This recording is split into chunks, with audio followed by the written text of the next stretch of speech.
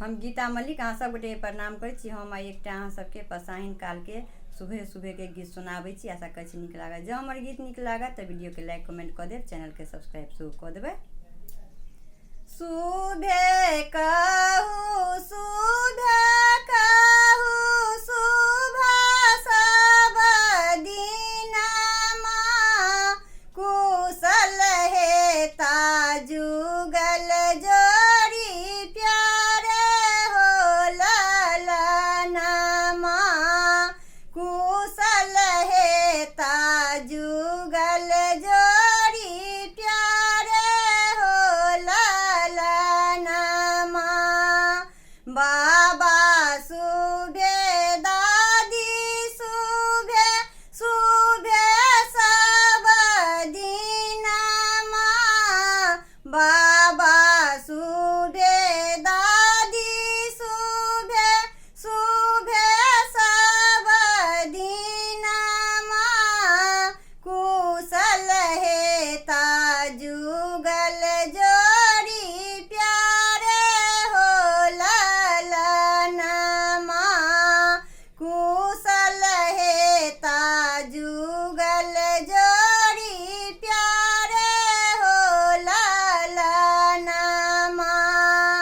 पापा शुभे मम्मी शुभे सब दिनमा पापा शुभे मम्मी शुभे सब दिनमा कुशल हेता जुगल जोड़ी प्यारे हो ललनमा कुशल हेता जुगल जोड़ी प्यारे हो ललनमा। चाचा शुभे चाची शुभे सब दिनमा चाचा शुभे चाची शुभे सब दिनमा कुशल हेता जुगल जोड़ी प्यारे हो ललनमा कुशल हेता जुगल जोड़ी प्यारे हो ललनमा।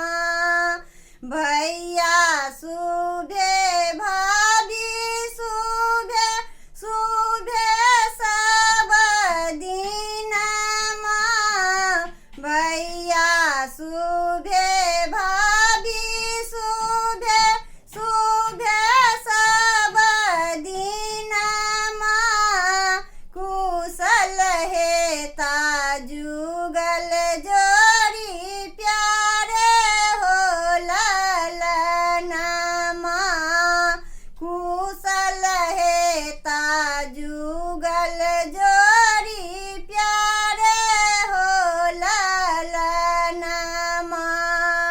शुभे कहू शुभे